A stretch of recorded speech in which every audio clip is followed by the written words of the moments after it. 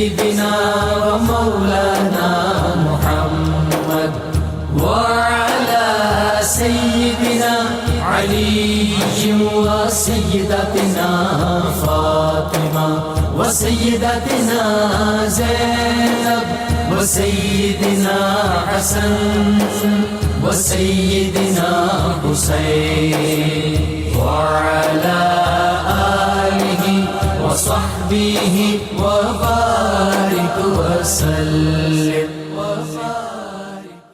اللهم صل على سيدنا ومولانا محمد صاحب التاج والمعراج والبراق والعلم دافع البلاء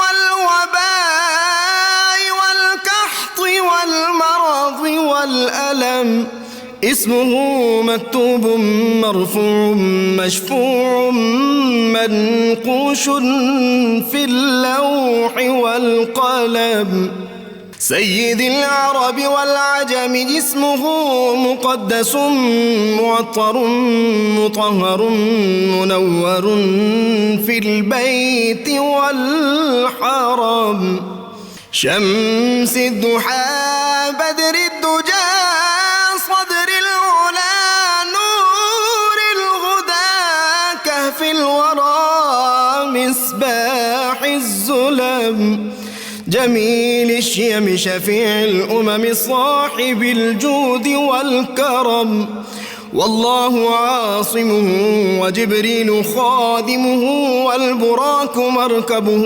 والمعراج سفره وفوق سدرة المنتهى مقامه وقاب قوسين مطلوبه والمطلوب مقصوده والمقصود موجود سيد المرسلين خاتم النبيين شفيع المذنبين أنيس الغريبين رحمة للعالمين راحة العاشقين مراد المشتاقين شمس العارفين سراج السالخين مصباح المقربين محب الفقراء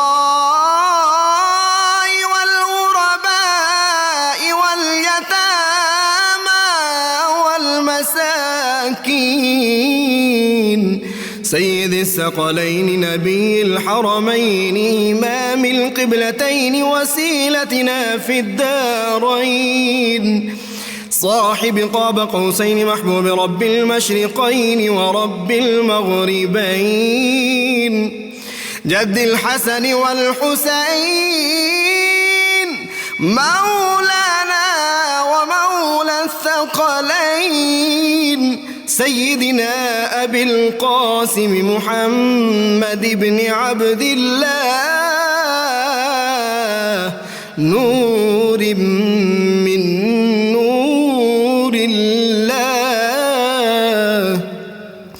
يا أيها المشتاقون بنور جماله بلغ العلا بكماله كشف الدجى بجماله حصنت جميع خصاله صلوا عليه وآله وأصحابه وسلموا تسليما اللهم صل على سيدنا ومولانا محمد وعلى बिस्मिल्लाहिर्रहमानिर्रहीम। अस्सलाम वालेकुम नाज़रीन, प्रोग्राम सुबह नूर के साथ आपका मेज़बान नज़ीर अहमद गाज़ी हाज़िर है। नाज़रीन का हम हज़रत अबू अनीस मोहम्मद बरकत अली साहब रहमहुल्लाह की मशहूर तालीफ़ अस्माउन नबील करीम सल्लल्लाहु अलैहि वसल्लम से एक इसमें मुबारक पढ़ने की सआदत हासिल कर रहा हूँ। सैयदना अल हादियु सल्लल्लाहु अलैहि वसल्लम हमारे सरदार रहनुमाई फरमाने वाले, दुरूद व सलाम भेजे अल्लाह आप सल्लल्लाहु अलैहि वसल्लम, आपके आले पाक और आपके सहाबा किराम पर।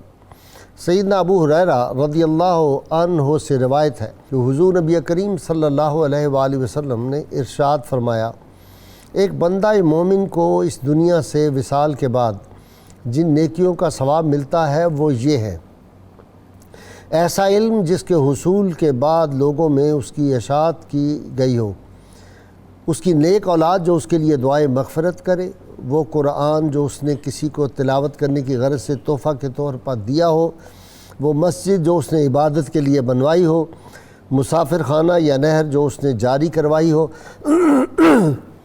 اور وہ صدقہ جو اس نے اپنی تندرستی اور حیات میں اپنے مال میں سے دیا ہو، یہ وہ نیکیاں ہیں جن کا اسے موت کے بعد ثواب ملتا رہے گا۔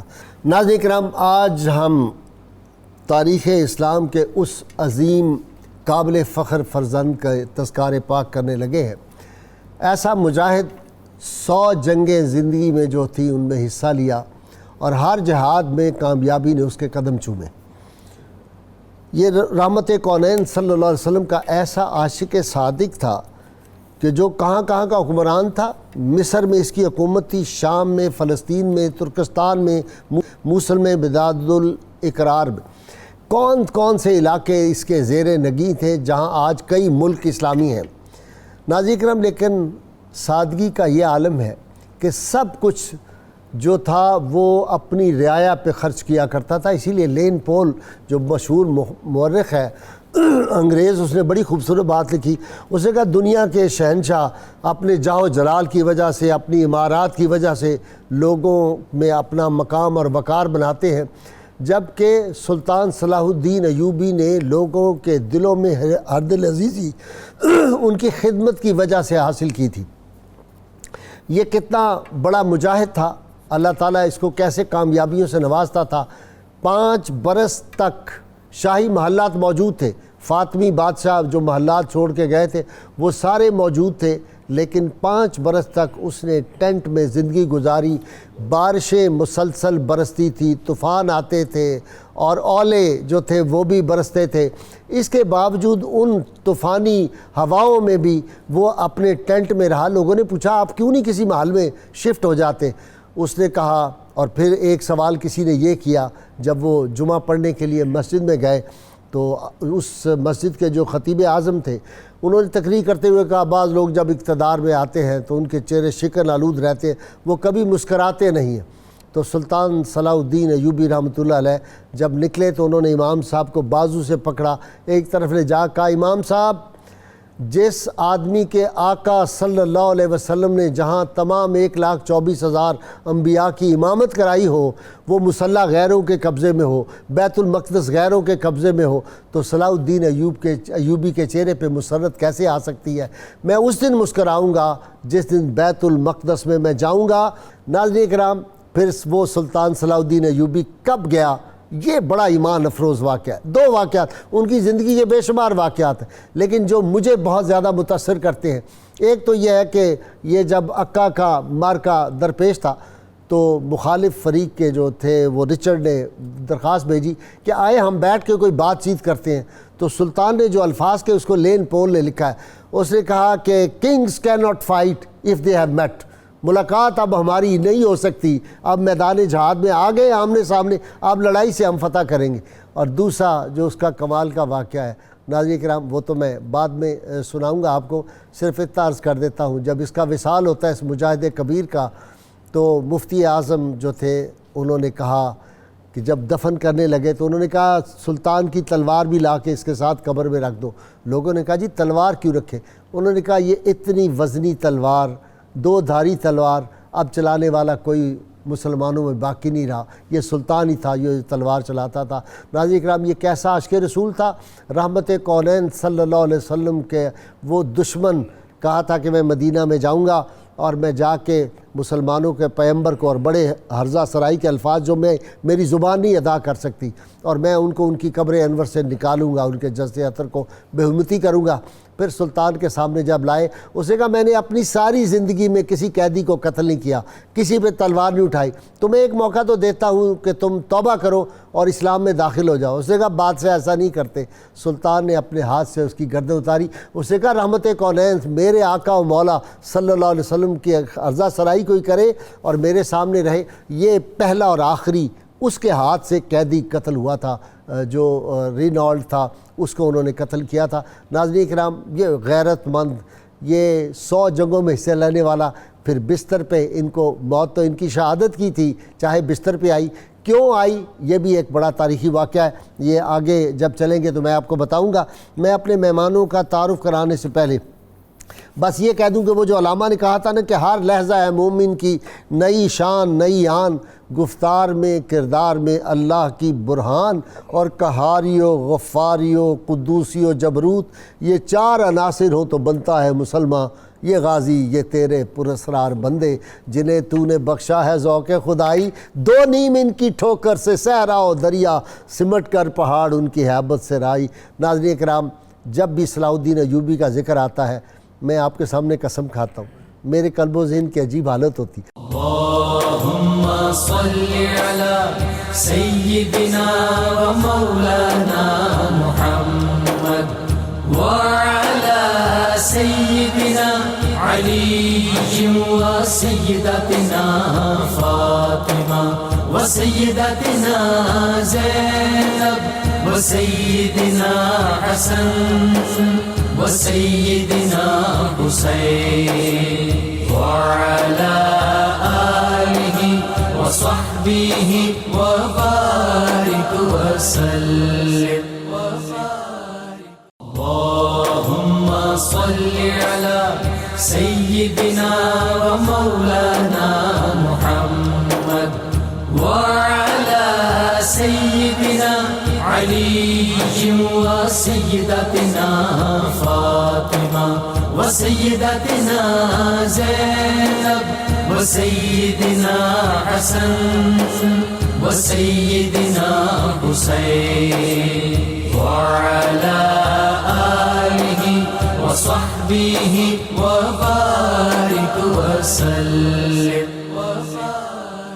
ابتدا کر رہا ہوں جناب نوری صاحب سے۔ جی، صلاح الدین ایوبی کب پیدا ہوئے، مختصر سا تعارف، اور کس وقت میں آئے، اللہ نے کس وقت اس امت کو وہ عطا کی، حالات کیا تھے؟ میں عرض کرتا ہوں۔ بسم اللہ الرحمن الرحیم۔ غیر صاحب بہت شکریہ۔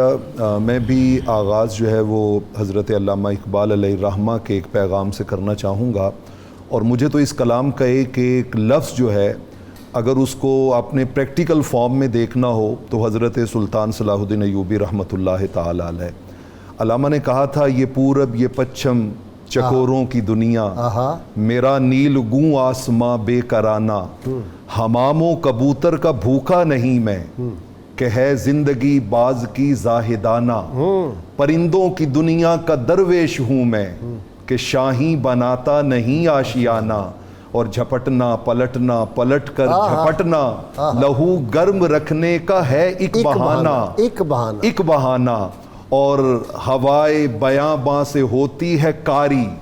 آپ نے کہا 5 سال صحراؤں میں گزارے، ہوائے بیاں باں سے ہوتی ہے کاری، جوان مرد کی ضربت غازیانہ۔ واہ واہ واہ۔ سلطان صلاح الدین ایوبی رحمۃ اللہ تعالی علیہ، آپ نے ایسی ضربت غازیانہ اللہ نے آپ کو عطا کی تھی کہ جس کے سبب سے عالم اسلام کی وہ ڈوبتی جو کشتی تھی آپ نے اس کو ساحل پہ لے کے گئے۔ جس دور کی آپ بات کر رہے ہیں طوائف الملوکی کا زمانہ ہے، چھوٹی چھوٹی ریاستیں وجود میں آ رہی ہیں، اور ایک ہی سال میں مسلمانوں کے علاقے میں 3 صلیبی ریاستیں قائم ہو جاتی ہیں ایک ہی سال کے اندر۔ مطلب اتنا قحط الرجال کا اور زبوحالی کا زمانہ ہے، کسی کو کسی کی کوئی پرواہ نہیں ہے، مختلف فرقوں میں بیٹھے ہوئے ہیں، آپس میں لڑ رہے ہیں، ایک دوسرے کو فتح کر رہے ہیں۔ بلکہ سلطان صلاح الدین ایوبی رحمۃ اللہ تعالی علیہ کو بیت المقدس فتح کرنے کے لیے اپنوں کو اکٹھا کرنے میں 10 سال لگ گئے، یعنی وہ جو چھوٹی چھوٹی ریاستیں تھیں ان کو جمع کرنے میں بزور بازو 10 سال لگ گئے، چونکہ وہ بات سے ماننے کے لیے تیار ہی نہیں تھے۔ میں آپ کا نام نامی اس میں گرامی وہی لینا چاہوں گا جو امام ذہبی نے سیر و اعلام النبلاء میں لیا ہے، اور اس کے ایک ایک لفظ میں بڑی محبت ہے اور آپ کے کردار کی بڑی عظمت ہے. انہوں نے کہا السلطان الکبیر الملک الصادق ابو المظفر صلاح الدین یوسف بن ایوب الدوینی ثم التکریتی. واہ, آپ کا پورے اس نام میں ہی انہوں نے علاقہ سارا تعارف بھی بتا دیا. آرمینیا کا ایک چھوٹا سا علاقہ تھا دوین, تکریت کے پاس ہی.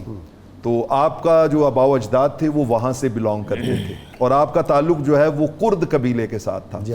غیر صاحب میں یہاں پر ایک اور بھی بڑی خوبصورت بات کہ بیت المقدس کی جو صلیبیوں کے ہاتھوں سے ان کو آزاد کیا جانا ہے, اس کے پیچھے مجھے 5 شخصیات جو ہیں وہ بالعموم اور پھر ان کے اوپر ایک شخصیت بالخصوص دکھائی دیتی ہے, بالخصوص دکھائی دیتی ہے. اور یہ 6 کی 6 شخصیات کے ذرا آپ القابات سنیے. آپ کے جو 2 استاذ ہیں, ایک کا نام ہے عماد الدین اور ایک کا نام ہے نور الدین. صحیح. آپ کے والد ہیں تو ان کا لقب ہے نجم الدین. واہ. آپ کے چچا ہیں تو ان کا لقب ہے اسد الدین. آپ کا لقب ہے صلاح الدین. واہ. اور ان سب کے اوپر جس کا یہ فیض ہے اس پوری تحریک میں, ان کا نام ہے محی الدین حضور سیدنا شیخ عبد القادر جیلانی رحمۃ اللہ تعالی. مطلب ہر جگہ پر دین سے تعلق والے. میرے والد حافظ راج دین, میرے دادا مبارک دین, سبحان اللہ, ان کے والد علم دین, ان کے والد حافظ کتب دین. الحمدللہ, اسی لیے پھر دین کے قاضی, اس لیے دین کے قاضی بنے جی. الحمدللہ. تو یہ ان کے والد گرامی جو تھے اور ان کے چچا وہ نور الدین زنگی رحمۃ اللہ تعالی علیہ کی فوج میں بہت اعلیٰ عہدے پہ فائز تھے. اور دیکھیے کہ ان کا بچپن کتنا شاندار ہے. جب بچپن میں صلیبیوں نے ایک علاقہ ہے الرہا کا, وہاں پہ جب انہوں نے قبضہ کیا اور وہاں پہ قتل عام کیا اور وہاں پہ بہت زیادہ ظلم و ستم ڈھائے, تو آپ اپنی بالکل ابھی نوخیز سی عمر ہے, تو اس وقت ایک ترکی بوڑھے کو ساتھ لے کے نور الدین کے پاس آئے ہیں. اس وقت آ کے تو آپ نے آ کے ساری شکایتیں جو ہیں وہ لگائی ہیں اور بتایا کہ وہاں کیا ظلم و ستم ہو رہے ہیں. تو اس وقت انہوں نے کہا کہ انشاءاللہ کل میری تلوار اس رہا کے قلعے پہ لہرائے گی, اور کون ہے تم میں سے جو میری مدد کرے گا. اب سارے لوگ جو ہیں انہوں نے دیکھا 90 کلومیٹر یہاں سے دور ہے وہ علاقہ, تو ہم یہ کل تک وہاں کیسے پہنچ پائیں گے, تیاری کیسے کریں گے, کیا ہوگا معاملہ. ابھی آپس میں صلاح مشورہ ہو رہا ہے کہ سلطان صلاح الدین ایوبی رحمۃ اللہ تعالی علیہ اپنی اس چھوٹی سی عمر میں بولے, انہوں نے کہا جی ہم آپ کی مدد کریں گے, ہم آپ کی مدد کریں گے. اور جیسے ہی آپ نے یہ کہا تو ان کے زبان سے بے ساختہ نکلا, انہوں نے کہا یہ بچہ سچ کہتا ہے. اور پھر آپ اس بچپن میں وہ قافلہ لے کے بادشاہ کا گئے ہیں اور اگلے دن دوپہر کے وقت وہاں پہ پہنچے ہیں, اور اس وقت تک مسلمان لشکر جو ہے وہ سکون سے نہیں بیٹھا جب تک ان سے وہ قلعہ واپس نہیں لے لیا, اور ان کا جو ہے ان سے شکست کا بدلہ نہیں لے لیا. تو آپ کے اندر اللہ رب العالمین نے دینی غیرت, دینی حمیت اس قدر بھری ہوئی تھی, اور اس کا سبب یہ تھا کہ آپ حضور شیخ سید عبد القادر جیلانی کے فیض یافتہ تھے. ہاں جی, گردن پہ جب ان سے پوچھا گیا نا ایک مرتبہ, کپتان صاحب آپ کی طرف آ رہا ہوں, ان سے پوچھا کہ 100 جنگوں میں آپ نے حصہ لیا, شہادت آپ کو نصیب نہیں ہوئی, اس کی وجہ کیا ہے؟ انہوں نے کہا میں بچپن میں تھا تو میرے والد سیدنا عبد القادر جیلانی کی خدمت میں لے گئے تھے, انہوں نے ہاتھ پھیرا تھا میری گردن پہ, یہ اسی کی تاثیر آج تک کہ میری گردن پہ کسی کافر کی تلوار نہیں پہنچی. جی بسم اللہ الرحمن الرحیم. سلطان صلاح الدین ایوبی ایک بہت نسبت والے اور عشق رسول صلی اللہ علیہ وسلم سے ان کا سینہ معمور تھا. ان کی اوائل عمری میں ان کو سلطان نور الدین زنگی جو عاشق رسول صلی اللہ علیہ وسلم, ان کی میت میں ان کی افواج کے سپاہی اور ایک مجاہد کے طور پر ان کی افواج میں شامل ہونے کا موقع ملا.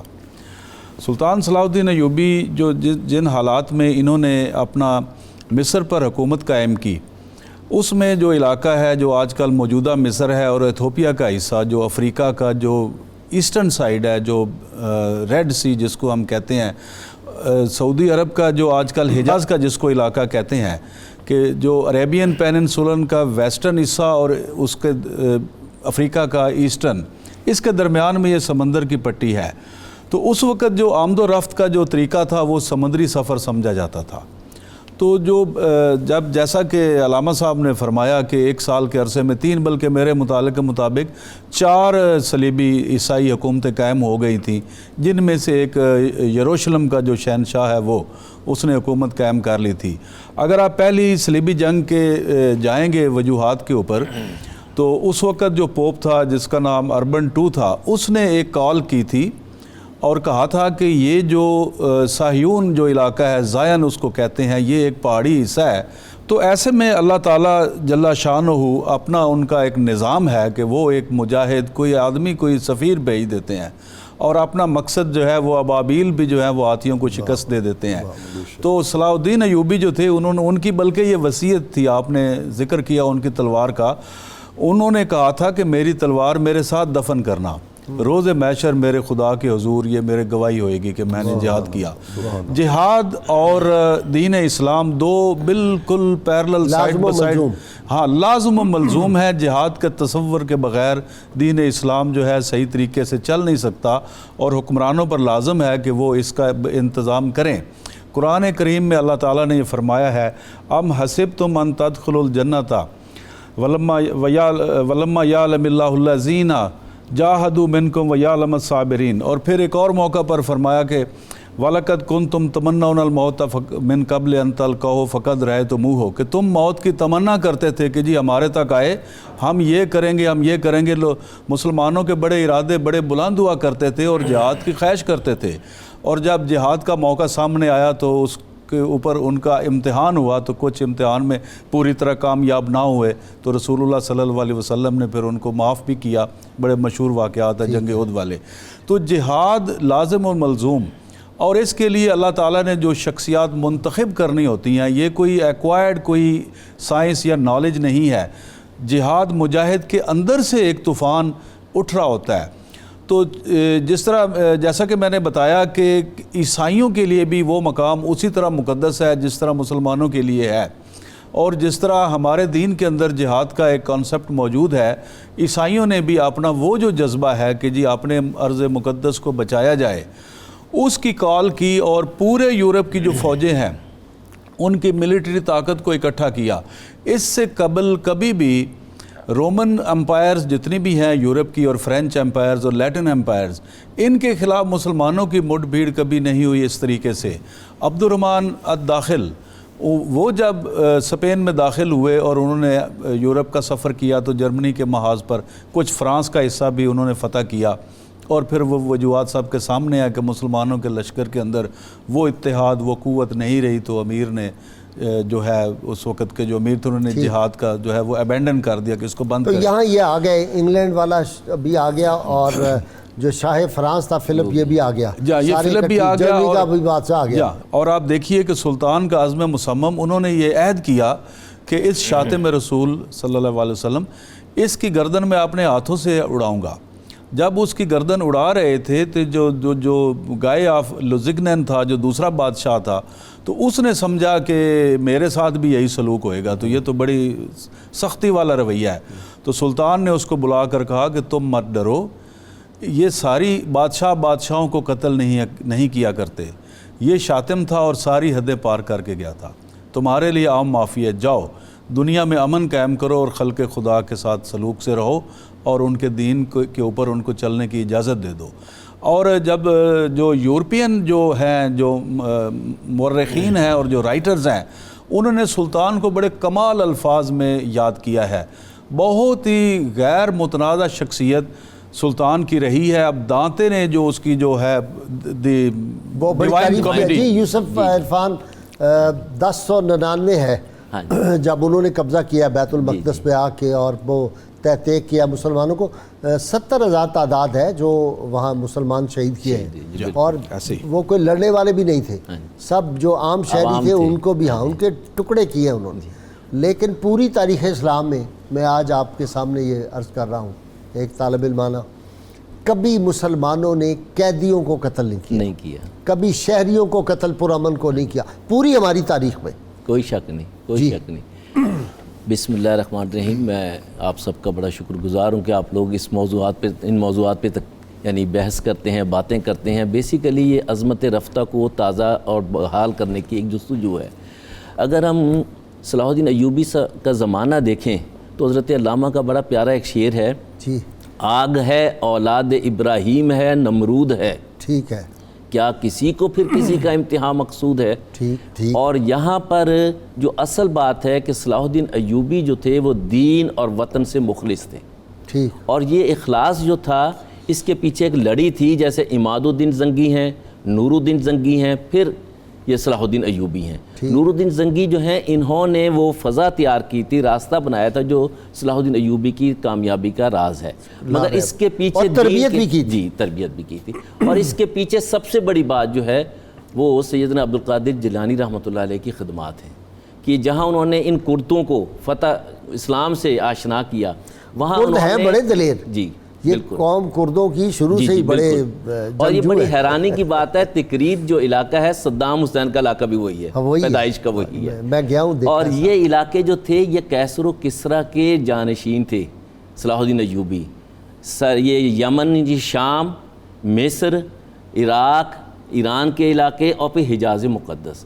اگر ہم آج دیکھیں تو آج بھی نقشے جو حجاز کے شائع کیے جا رہے ہیں وہ کچھ اور ہیں، مگر یہ ہے کہ وہ آ کے یہاں پر بیٹھ گئے ہیں. اور اسی طرح کی کیفیت ہے کہ جہاں صلیبی نے اپنی حکومتیں بنا لی تھی، ریاستیں بنا لی تھیں افراتفری انارکی کی وجہ سے، آج بھی حالت یہ ہے کہ کوئی دوست بن کر شام میں مار رہا ہے، کوئی دشمن بن کے مار رہا ہے، مر مسلمان رہے. ہاں.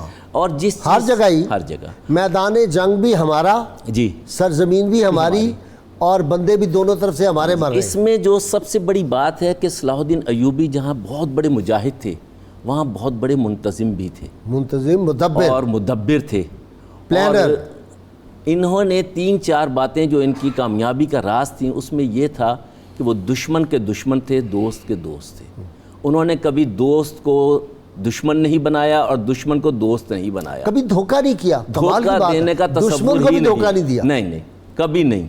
اور اس میں کمال یہ تھا کہ انہوں نے جب یہ علاقے 1174 میں مکمل طور پر انٹرنل سیکیورٹی کوہرنس آ گئی، ہم آہنگی آ گئی، تو کوئی شورش سرکشی کسی نے نہیں کی. یہ وہ شخصیت کا کمال ہے کہ وہاں پر عدل تھا، وہاں پر بیت المال کے مال کا تحفظ تھا، اور وہاں پر یہ چیز تھی کہ اسلام تلوار سے نہیں پھیلا مگر تحفظ تلوار سے ہوتا ہے. واہ واہ. اور پھر دوسری بات یہ تھی ایک کہ بات یہاں پہ بڑی زبردست ہے اپنا یوسف، جی کہ جتنی اس کی طاقتور تلوار تھی نا، اس کو اپنی تلوار پہ اور زور بازو پہ یقین تھا، اس سے بڑھ کے اس کا اپنے اللہ کے حضور ہاتھ اٹھانے پہ، دعا پہ بڑا یقین تھا. میں نے بتایا دین سلطان کا دعا پہ بڑا یقین تھا. وہ جو ہے نا کہ دعا مومن کا ہتھیار ہے، یہ ہتھیار بھی اس نے خوب استعمال کیا ہے. مجھ سے اگر پوچھیں تو مسلمان کا سب سے بڑا جو معراج ہے انسان کی، مسلمان کی، صاحب ایمان کی، وہ دعا ہے. میری دعا ہے کہ تیری آرزو بدل جائے. دعا تقدیر بدلتی ہے. تقدیر جو ہے وہ اسیسمنٹ کا نام ہے، وہ ایک ایکوریٹ ایویلویشن کا نام ہے. آپ کی دعا سے، جیسے کہ قرآن میں ہے کہ ان اللہ لا یضیع اجر المحسنین، کہ اللہ تعالیٰ نے کبھی احسان کرنے والوں، نیکی کی بھلائی کرنے والوں کے عمل کو ضائع نہیں کیا. صلاح الدین ایوبی وہ شخص ہے جس کی عمر تو تھوڑی ہے کہ 57 برس ہے، مگر کارنامے جو ہیں وہ تا قیامت رہنے والے ہیں. وہ اس وجہ سے ہیں کہ ان کی پالیسی تھی کہ حلیف کو، دشمن کو دشمن سمجھو، دوست کو دوست سمجھو. اللہم صلی علی سیدنا و مولانا محمد وعلی سیدنا علی و سیدتنا فاطمہ و سیدتنا زینب و سیدنا حسن و سیدنا حسین وعلی آلہ و صحبہ و بارک وسلم. اللہم صلی علی سیدنا و مولانا محمد وعلی سیدنا علی و سیدتنا فاطمہ و سیدتنا زینب و سیدنا حسن و سیدنا حسین وعلی آلہ وصحبه وبارك وسلم. جی فیض صاحب، عاشق رسول، یہ جو عشق رسول ہے نا صلی اللہ علیہ وسلم، یہ بجلیاں بھر دیتا ہے مسلمانوں کے قلب و ذہن میں. اس میں کوئی شک ہی نہیں ہے غازی صاحب. علامہ نے ایسی تو نہیں کہا تھا جواب شکوہ کے کلائمیکس پہ جا کے کہ قوت عشق سے ہر پست کو بالا کر دے، دہر میں اسم محمد سے اجالا کر دے، صلی اللہ علیہ وآلہ وسلم. سلطان صلاح الدین ایوبی رحمۃ اللہ تعالی علیہ ہر بندے کو کچھ نہ کچھ زندگی میں اس کا ذوق فنون لطیفہ اور یہ شاعری کا بھی ہوتا ہے، اور پھر شاعری میں سے بھی بعض اشعار ایسے ہوتے ہیں کہ جو انسان کی زندگی میں ہمہ وقت شامل رہتے ہیں. مجھے اچھی طرح اندازہ ہے کہ نعت کے باب میں ماشاءاللہ جب بھی آپ کا تصور آتا ہے تو فوراً سے پہلے وہ شعر ذہن میں آ جاتا ہے، میری الفت مدینے سے یوں ہی نہیں، میرے آقا کا روضہ مدینے میں ہے. تو منیر کسوری کیسا کیا بات تھی اس کی.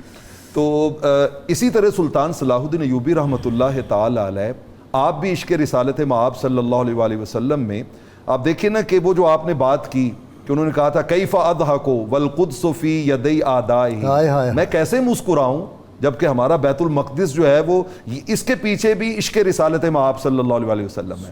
لیکن میں وہ جو اشعار اکثر گنگناتے تھے وہ آپ کے سامنے پڑھنا چاہوں گا. وہ پڑھا کرتے تھے اور اس میں وہ در پردہ اپنا ایک راز بھی لوگوں کے سامنے رکھتے تھے. وہ کہتے تھے وزارنی طیف من احوا علی حذر من الوشاء وداء الصبح قد ہتفا فقدت اوکز من حولی به فرحا وقاد یہتک ستر الحب بی شغفا. اب میں اگلے اشعار بھی ہے لیکن میں یہ دونوں پڑھ کے ان کا ترجمہ میاں صاحب کی زبان میں کرنا چاہوں گا. سبحان اللہ. انہوں نے ایگزیکٹ اس کا ترجمہ یہ بنتا ہے، اہل ادب جانتے ہیں اس کا ترجمہ یہ بنتا ہے کہ سفنے دے وچ ماہی ملیا تے میں گل وچ پا لیاں باواں، ڈردی ماری اکھ نہ کھولاں کتے پھر وچھڑ نہ جاواں. یعنی سلطان صلاح الدین ایوبی کہتے ہیں کہ مجھے خواب میں وہ جلوہ دکھائی دیا کہ میرا دل کیا کہ میں دائیں بائیں جو لیٹے ہوئے انہیں ہلا ہلا کے جگاؤں اور انہیں بتاؤں کہ آج مجھے خواب میں یہ جلوہ نصیب ہوا ہے، یہ جلوہ نصیب ہوا ہے. آپ نے دعا کی بات کی تو غازی صاحب سنن ترمذی کی روایت ہے لا يرد القضاء الا الدعاء. سلطان کا اس بات پہ یقین آقا کے اس فرمان کی وجہ سے تھا کہ دعا ایک ایسی چیز ہے جو اللہ کے کیے ہوئے فیصلوں کو بھی بدل دیتی ہے، اور اللہ رب العالمین نے خود اس کے مانگنے کا حکم ارشاد فرمایا ہے.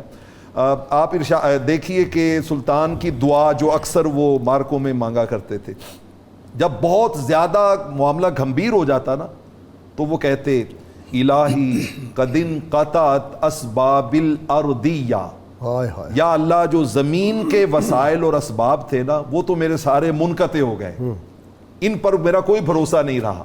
ولا يبقى الا الاخلاد الیک والاعتصام بحبلک والاعتماد علی فضلک انت حسبی وانت نعم الوکیل. اے اللہ اب بھروسہ تیری ذات پر ہے، اب میرا یقین تیری مدد پر ہے. اور جب یہ دعا مانگتے بلکہ اکثر اپنے جو لشکر تھا اسے روکے رکھتے، معاملہ ڈیلے کیے رکھتے، اور کہتے کہ جب جمعے کا دن آئے نا اور عین جب خطبہ جمعہ کا وقت آئے اس وقت دشمن پہ حملہ کرنا ہے. تو لوگ پوچھتے جی آپ یہ اسٹریٹجی کیوں اپناتے ہیں کہ آپ جمعہ کے دن کا انتخاب کرتے ہیں اور عین خطبہ جمعہ کے؟ ان کا اس وقت حضور علیہ الصلوۃ والسلام کی امت کے سارے ائمہ ممبروں پہ بیٹھے ہمارے لیے دعائیں کر رہے ہو. جب فرانسیسی جرنیل فتح کرتا ہے دمشق کو تو دمشق کے اندر وہ داخل ہوا تو اس نے کہا مجھے سب سے پہلے صلاح الدین کی قبر پہ لے چلو. تو اس کے ساتھی بھی حیران تھے، لوگ بھی حیران تھے کہ بھئی اتنا شہر بڑا فتح کر لیا، وہ قبر پہ جانے کا کیا تک ہے. وہ وہاں گیا، اسے بوٹ پہنے ہوئے تھے، صرف ٹھوک کر ماری صلاح الدین کی قبر کو اور کہا کہ سلاڈین وی ہیو کم اگین. یہ جب میں پڑھتا ہوں تو میں کام جاتا ہوں. وہ نہیں بھولتے اپنی. جی اس میں آپ نے بڑا خوبصورت ایک اشارہ دیا ہے.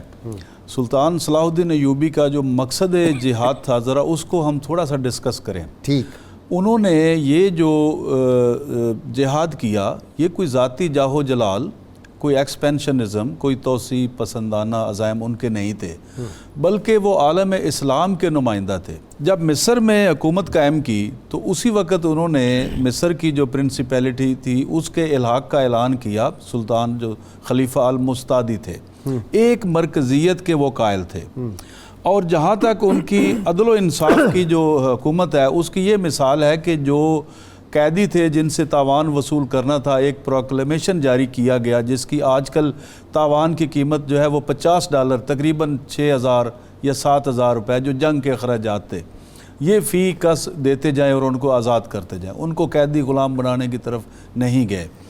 ان میں سے جن کے پاس وہ پیسے بھی نہیں تھے، نادار تھے، ان کو معاف کر دیا، اور اپنی جیب سے سلطان نے خود پیسے بھی ادا کیے۔ ایک عورت کا 3 مہینے کا ایک بچہ گم ہوا تو اس کو کسی نے کہا کہ تم سلطان سے خود ملو، تمہارا مسئلہ تب حل ہوئے گا۔ تو وہ سلطان سے ملی عیسائی عورت کہ میرا 3 ماہ کا بچہ کھو گیا ہے تو اس کو تلاش کریں گے۔ سلطان نے اپنے خرچے پہ اس کی تلاش کروائی اور اس عورت کے حوالے کیا۔ اس کے پاس سفر کے لیے سواری نہیں تھی، اس کو 2 گھوڑے پہنچائے اور کہا کہ اس کو عیسائی کیمپ میں جا کے پہنچائیں۔ سلطان اتنے نیک دل اور اتنے آنیسٹ اور اتنے دیانتدار شخص تھے کہ انہوں نے اپنی تمام دولت اللہ کی راہ میں لٹا دی، غرباء میں تقسیم کر دی۔ جب وہ فوت ہوئے، اپنے پاس تو دولت ایک سکہ باریک جو خزانہ تھا سرکاری وہ بھی غریبوں میں لٹا دیا، اپنے پاس تو ساری وہ حج نہیں کر سکا، صاحب نصاب نہیں ہو سکا۔